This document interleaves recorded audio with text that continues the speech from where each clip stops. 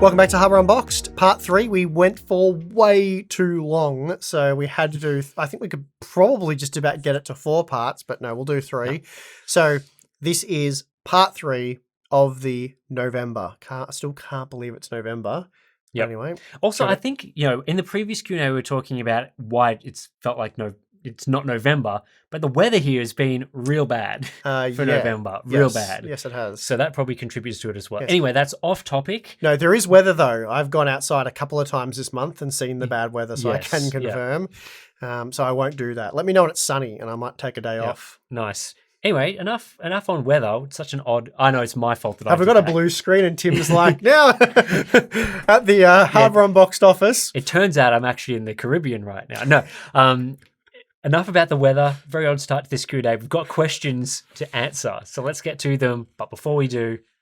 Today's sponsor spot is brought to you by MSI's new Z790 series motherboards supporting Intel's 13th Gen Core series processors. Engineered with robust VRM designs, MSI OC lab tuning along with flexible DDR4 and DDR5 memory support, MSI's Z790 series allows you to get the most out of Intel's 13th Gen so you can enjoy gaming, creating, broadcasting and more. A particular favourite of ours is the MSI Z790 Carbon Wi-Fi, which packs a monstrous 19+1+1 direct phase design using 105 amp power stages. There's also a dedicated heat pipe and extended heatsink design for cooling, along with a mountain of M.2 and USB support. So, to enjoy Intel's advanced hybrid CPU architecture with up to 24 cores and 32 threads, please visit the links in the video description.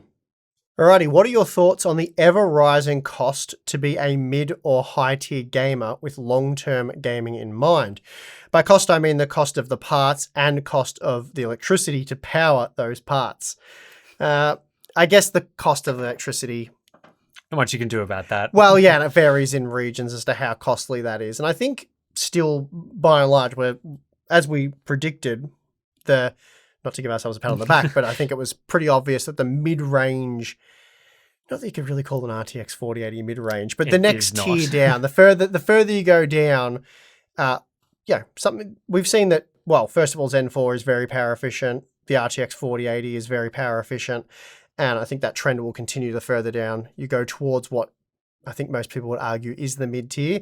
Yep. So I think power efficiency there, we're definitely moving forward in terms of power efficiency. So for sure, yeah, that was always going to happen. As for the cost of parts, what are our thoughts on it? It's pretty much the same thoughts as usual when we get asked these questions. Like, there's not much that we can control, and really most viewers can control about pricing in a lot of ways. It's like, the way that you affect pricing is by not buying the parts, but that always has a delayed effect. So something like, the RTX 4080 has copped a lot of criticism about being very expensive. Not a whole lot that can be done about that except for just not buying it, which, well, seems like not a lot of people are buying that product. So, the rising cost is just an effect of, these companies. They examine the market, they look at what people are buying and how much people are willing to spend, and they shift all their stuff in that direction. And obviously over the last couple of years, there's been a lot of demand, so it's shifted up quite a lot. And hopefully, if the next couple of generations people aren't as interested, it will shift back down, or at least stagnate, which potentially with inflation is going to be making it cheaper. Who knows? Yeah, but it's supply and demand, basic economics, the free market, all of those things. There are still examples we can point to for maybe not current generation latest and greatest stuff, but there are some great value GPUs out there. 6800 XT. It's like $500 now. That's a great value graphics card. The RX 6600's dirt cheap, or at least it was. Ryzen 5 5600. It's like $130 for that CPU. Sure, it's not the latest and greatest cutting edge CPU, but you can do a lot of fantastic gaming with a Ryzen 5 5600, and there are other cheap CPUs to pick from as well.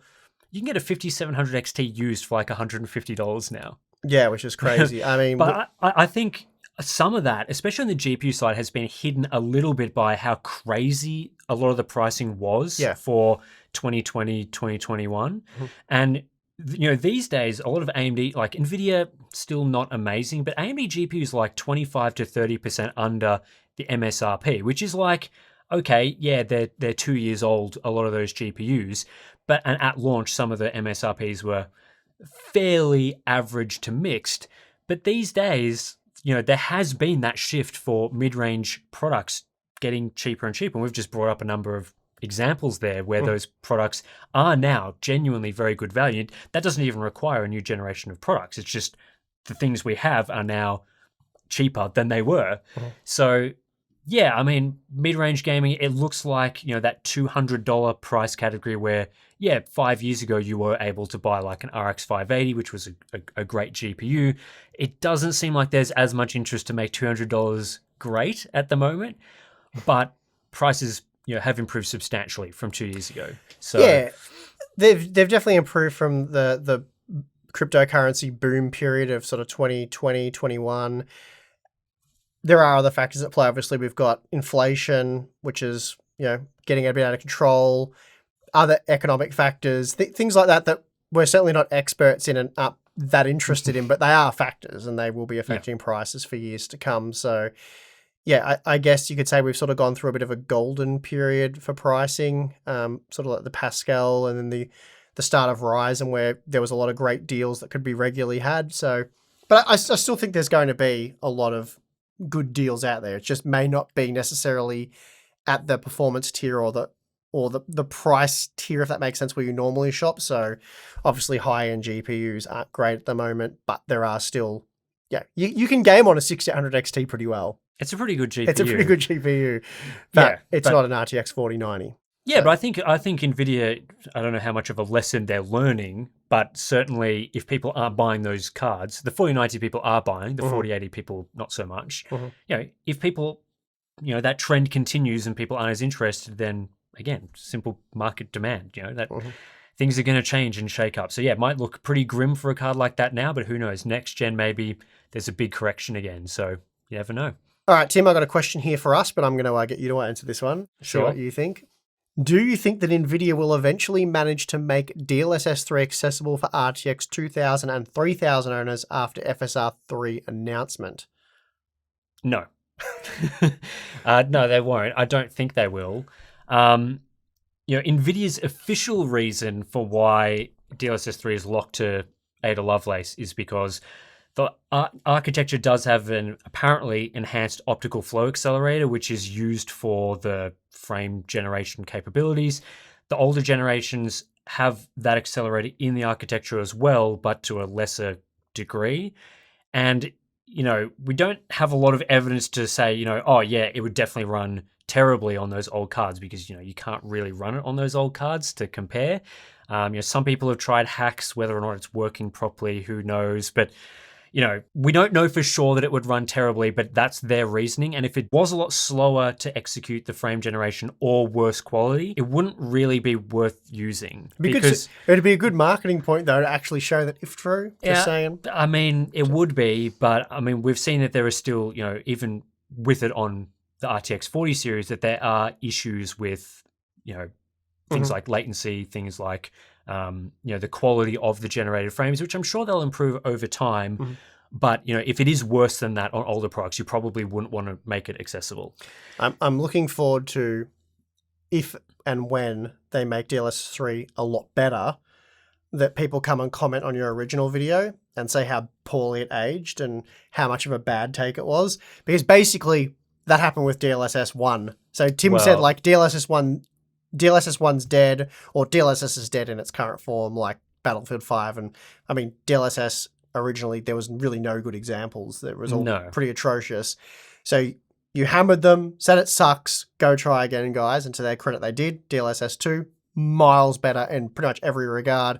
But yeah, the Nvidia fans weren't quick to credit Tim with you should have just said DLSS is awesome, no need to improve, guys. Take the rest of the year off. Because what you should do when you're analyzing products is just, you don't look at what they do now, you just predict the future. That always turns out really well. No, I think FSR 3, I don't think Nvidia is going to be doing too much responding to that. They haven't really with DLSS 2 either. They just sort of let their technology FSR 2 is available on all GPUs, and Nvidia did not make any steps to make DLSS accessible on their older products. So I would expect something very similar for DLSS 3. So yeah, That's pretty much how Nvidia operates for these sorts of technologies. Yeah, I don't think we'll see backwards compatibility. In all your years as YouTubers, and all of your years, Tim, well, it is years at this point, I suppose. Yeah. What do you think causes some creators to lose touch with reality?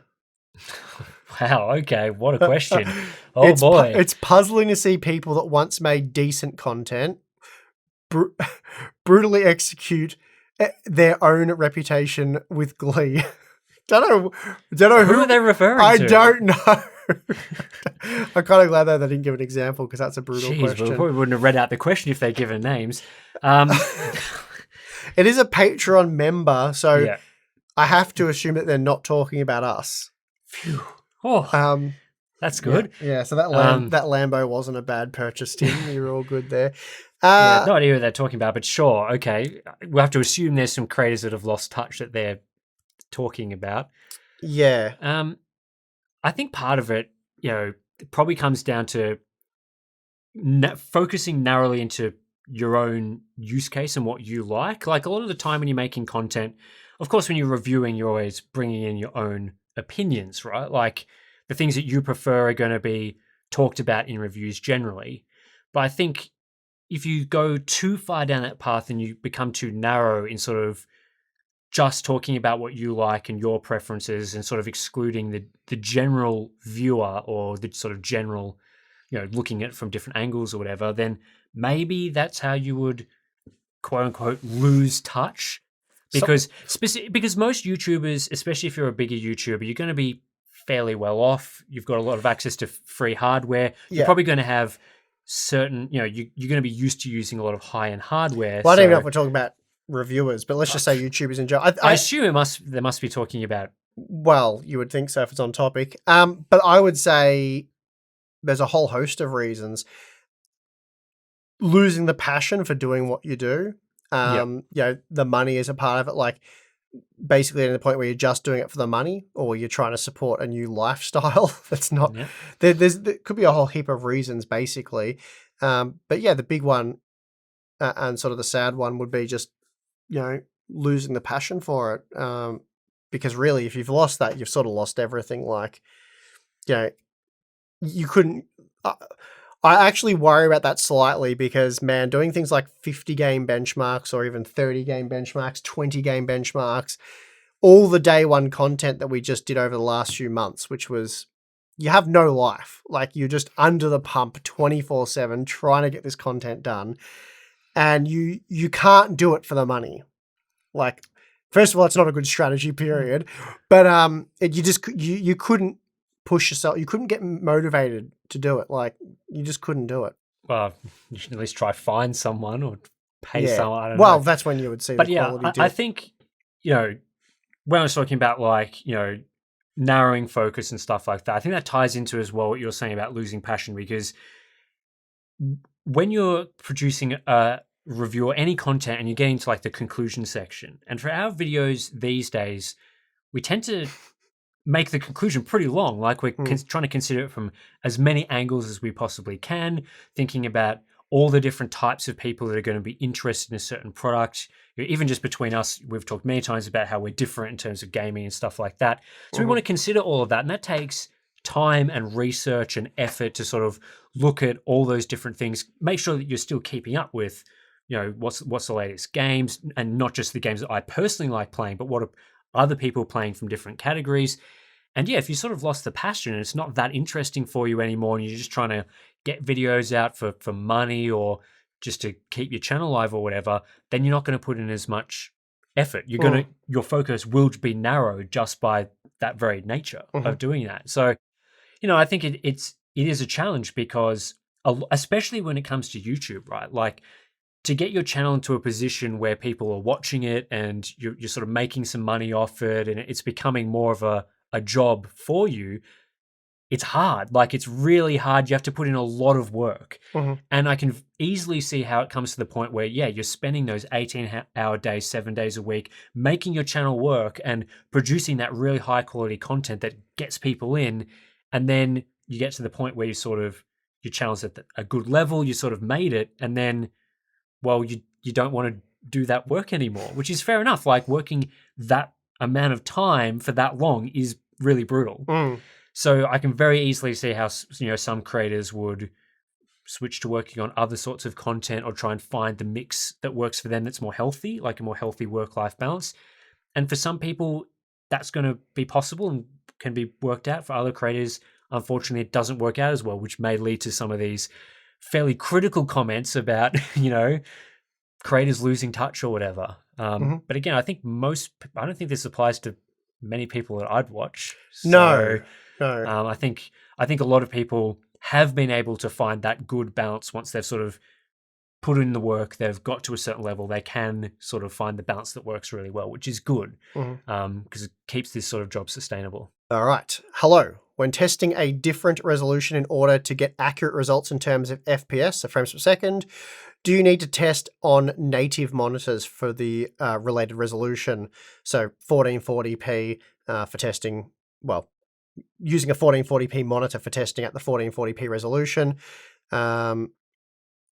and then 1440p testing at 4K. So anyway, to answer the question, we use 4K monitors for all of the test systems, and we just scale the resolution down, and that is 100% accurate. So 1440p on a 4K monitor is 1440p, and the performance is identical to a native 1440p panel.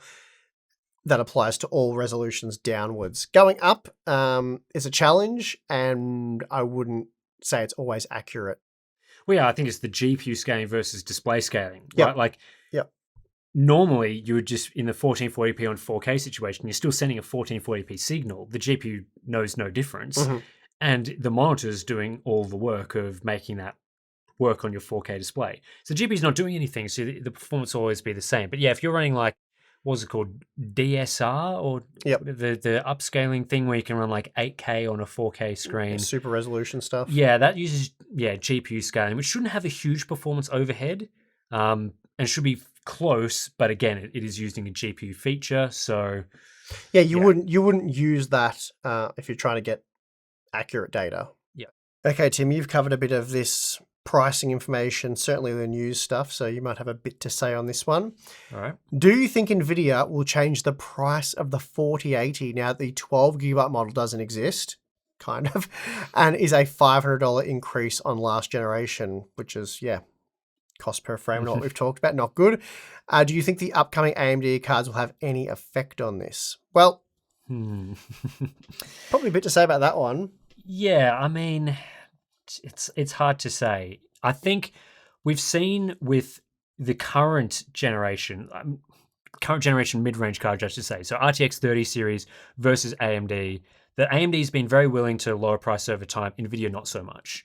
Certainly they've lowered prices to some degree, but we're still not even really at MSRP level pricing. So how much of that is amazing. Nvidia versus AIBs, I'm not sure. But, then AMD's well below MSRP now, Nvidia is at MSRP. So if Nvidia isn't really willing, even with their current cards, to go that much lower than their asking price from launch, is AMD producing a better value card going to make them lower the pricing of their GPUs?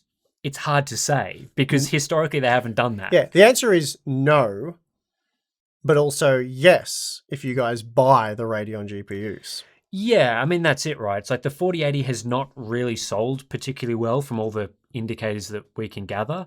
So it's how long does Nvidia want to wait and try and look, if the 70 ride it out? If Nvidia is obviously, they'll be seeing the sales data, they'll be getting feedback from distributors and retailers.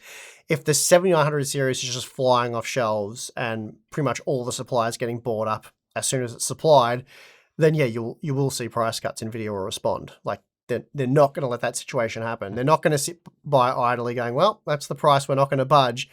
If 7900 XTXs and XTs are flying off shelves, I predict that they will drop prices.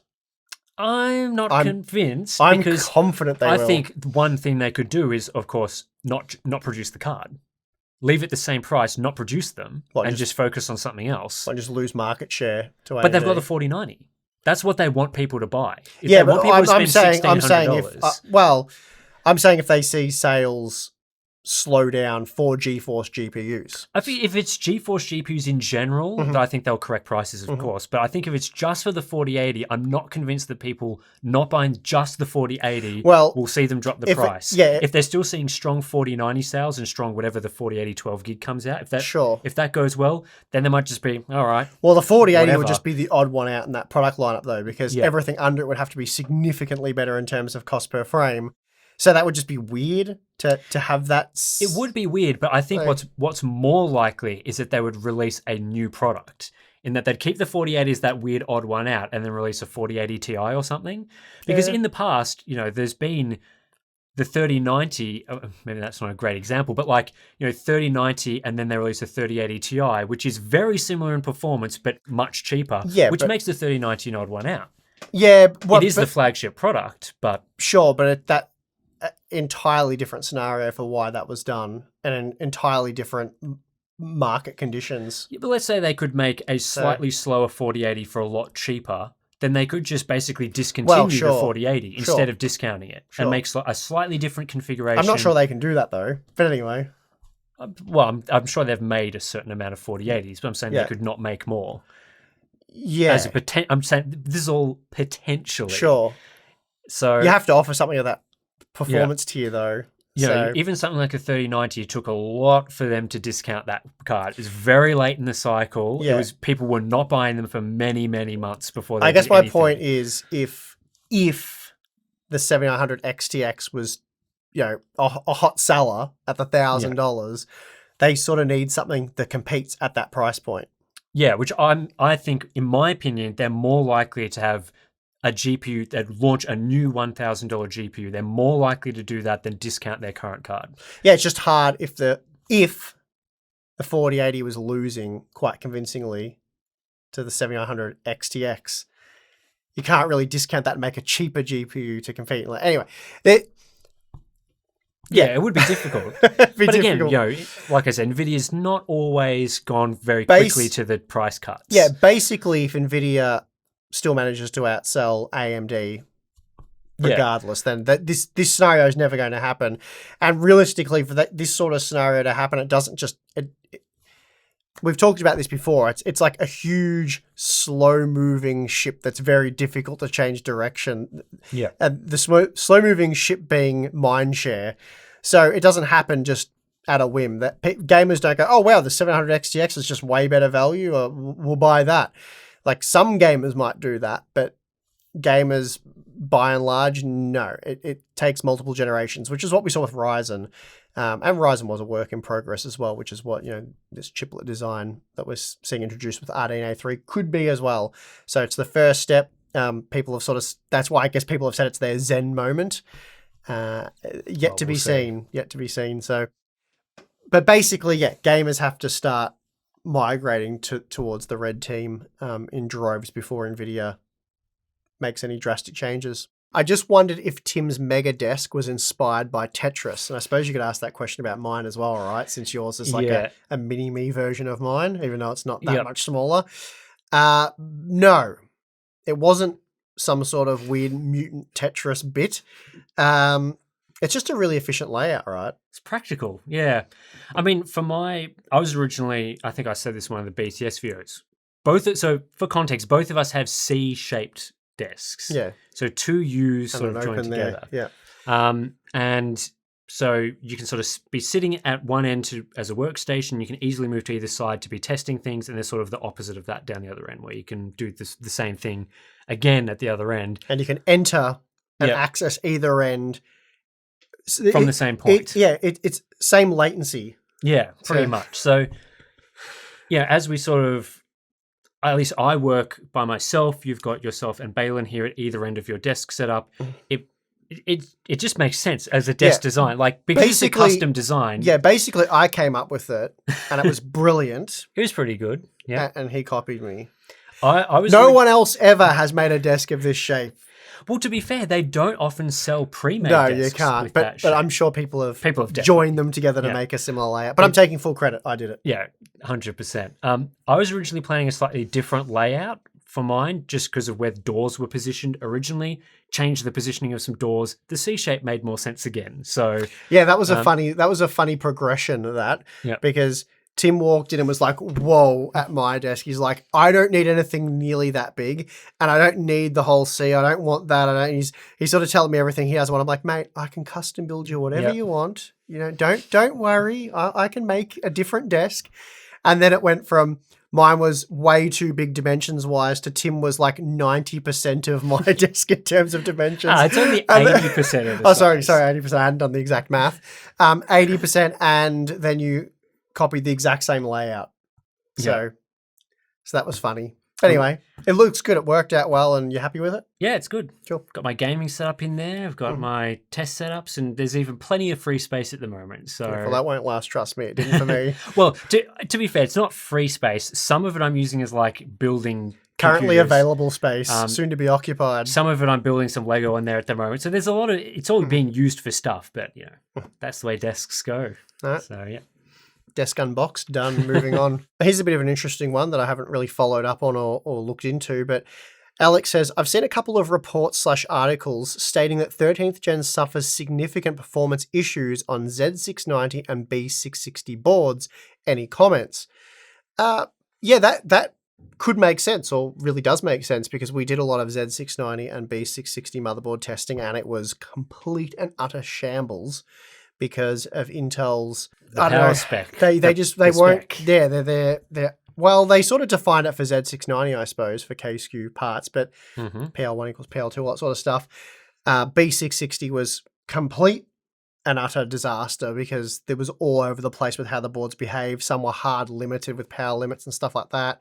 With 13th Gen using even more power, so the 13600K being quite a power pig when uncapped, which is the default behavior on pretty much all of those motherboards, you will see VRM thermal throttling introduced very swiftly for all core workloads. I imagine that's what these articles are saying. You run Cinebench once, you get a really nice score. It looks like it should. You run it again, not so great. If you do the default 10-minute, it'll be much lower on boards that VRM throttle, and depending on to the degree to which they VRM throttle, the score will drop, depending on that. So yeah, there'll be a lot of pretty substandard Z690 and particularly B660 boards where you won't want to put those processors, which makes it difficult because, we did those value analysis videos and we did stick to the boards that were proven to work quite well up to like a 12100K. So with like a 13700K, it should work quite well. But those are things to consider, especially if productivity there is of concern. All right. Hi, Steve and Tim. G'day. How you going? Will current AM5 motherboards be enough for the next 2 to 3 years, or will they fall short in terms of features? For example, not enough PCIe lanes and such. Don't think PCIe lanes are going to be a problem. It'd be more, the only concern may be the PCIe standard, but again, I don't think that'll be a concern either, especially 2 to 3 years is very near term, like very, very short term stuff. Maybe usually it's things like what? Like new USB standards. Yeah, like how many of the USB 4 ports are you getting? Yeah, which so in that instance, that's where you can finally actually put things like PCIe slots to use, and times 16 bandwidth on PCIe 4 or 5, you're going to have plenty of bandwidth for even upcoming USB standards, or maybe not USB 10, but my point. I might be retired by then. But yeah, you just use the expansion slots if you want to add stuff like USB 4 ports, for example, or anything along those lines. Go back to AM4, for example, B350, PCIe 3.0. What are we missing on those? Like new USB standards, which you could add with an expansion card. You've got M.2s there. Well, you can't get PCIe 4.0 or 5.0 M.2s, but do gamers need that? So yeah, there's not too many things on those. Even, what are they now, like 5 years old? There's not too many things there where you'd be really missing out. And again, if it's productivity, like you need blazing fast SSDs that probably cost 5-10 times more than those motherboards, you just update the motherboard. All right, Tim, big brain maneuvers are happening here. Why do you think Nvidia is releasing the 4080 when it clearly doesn't want to sell it? So there's obviously a few potential reasons. It's Well, difficult at this point in time to prove any of them right beyond a shadow of a yeah. doubt. I mean, first of all, we have to think, is Nvidia really releasing it and they don't want to sell it? I mean, they have produced a certain number of I think they'd cards love to sell it. and they'd probably love to sell all of them. So, and given the, what we're hearing from the actual amount of sales that are occurring, there's going to be a fair few 4080s sitting on shelves, even though they have apparently made less of them than the 4090. So, again, interesting there, but I'm sure that when they make a product and they actually produce it, they do want to sell it. Especially at $1,200, they would love them all to be sold out. Yeah, I think There's no doubt about it. the issue would be like if Nvidia made like a very surprisingly low number of the cards, and then that would be sort of an indicator that they really didn't want to either make or sell the card because they didn't make enough of them. Like a Radeon 7 type deal. Yeah, like a Radeon 7. So I think they do want to sell it, but again, there's been sort of this thinking that, is this just I don't know what you call it, like a decoy card so that people buy a 4090 instead? Because similar price to performance, but it's not the premium performance. I think the truth is somewhere in the middle.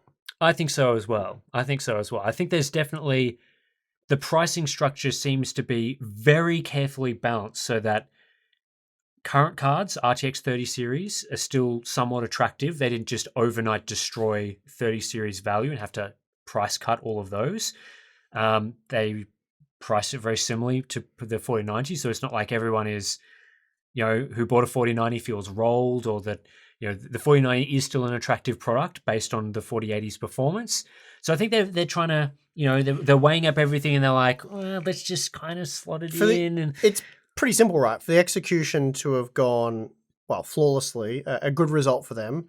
They wanted to have the cake and eat it too. They wanted the 4090s to sell out like they have. They wanted the 4080s to be hot items and sell out. And all their excess inventory is also appealing in terms of cost per frame. And they want that to all sell out as well. It's true that they want all of those things to happen simultaneously. Yep. So, but that hasn't happened. So no, they got two of them right. The 4090 has sold out, and a lot of the higher end Nvidia inventory is very close now to selling out, especially in the US. And although we can't call it at this point in time. Oh yeah. So the execution is by no means complete. Where they could potentially get shafted, which we've talked about this mind share and whatever, whether it would actually happen, is if RDNA 3 is really competitive and then makes it harder to sell 4090s from that point forward, and therefore really hard to sell 4080s. Yeah. That's all yet to be seen, and we're not particularly confident of that scenario taking part. But yeah, we'll have to see. But yeah, so far, I think it's fair to say that things haven't gone the way Nvidia would hope they have, but that doesn't mean that it's been a fail or anything along those lines. Yeah, I mean, they're balancing so many things there that it was bound that one of those things was probably not going to go in their favor. It could have been that the 4080 was the better buy than current gen cards, in which case they have a giant stockpile of 3090s still sitting around. Yeah. So, it just so happens that the 4080 has been sort of the weak link for them. Steve. I'm not talking to myself, by the way. That's what that says. Steve with Twitter seemingly sinking. This question wasn't just asked. It was asked during all the Twitter drama. Well, yeah. I mean, there's always Twitter drama. Where else do you find your bickering with other Steves? So, obviously, Gamers Nexus Steve and I like to sort of, I don't know if poking fun at each other is the right thing on Twitter, but we make jokes, or we try to. Where else would where would we take our shenanigans, but keep them online? I don't know. It's a tough one. Definitely not Facebook. Oh God, no. We're both old enough to. No, I know there's all those other platforms that are coming up now that are like Twitter alternatives. Well, I just leave the platform entirely if it died. We could use the new YouTube handles to add each other on community tabs. Community tab. People would just absolutely love that. We need to make a joint Discord or something. That's where the action would be, I reckon. Yeah. I do talk to Steve on Discord, but privately. That's where we have our most humorous discussions. But yeah, no, as far as Twitter syncing or whatever, I think it's going to be fine. But Tim and I don't get too involved in No. political dramas and whatever. With, you know, people losing their mind over Elon Musk, I have no comment whatsoever on that one. Also, don't care. If Twitter died, I'd be like, oh, all right. Yeah. That's one less. I'll get back to my work now. That's one less social media platform I have to concern myself with. I'll delete the app. My life's going to change by precisely 0%, and I'll be fine. Yep. So, yeah, file that under the don't care category, but Steve and I will find a way. Yeah. All right. And that is going to do it for part 3 of the weather report. It is still bad weather. Hang on. No, we're doing No, there's the Q&A series we were doing. That's right. Yes. Right. Yes. The weather forecast is a separate program we offer to members. Imagine if we did. You just sign up to the out there and you're like, there's a cloud. You get your thermocouples. You can put like 8 of them. I could talk about cloud formations for hours, if not days. So make sure you do check out our Patreon and Floatplane accounts for all of our weather-related information. I'm going to have to add hashtag weather now to our Discord just so I'm not false advertising. What was I talking about? Yeah, part 3's done. We did 3 parts. So if you missed part 1 and 2, go check that out. Thank you everyone who asked questions. It was a lot of fun. A lot of good questions, a lot of different questions this month. I feel like we say that a lot, but genuinely that was the case. All of those times and this time. No, what you're saying is the other times we lied. No. They're genuinely always the case. Right. I'm going to wrap this up before let's go back to the weather, Tim. So Patreon, Floatplane, check those out if you're interested. And I'm going to leave it at that. I'm your host, Steve. I'm your host, Tim. See you next time.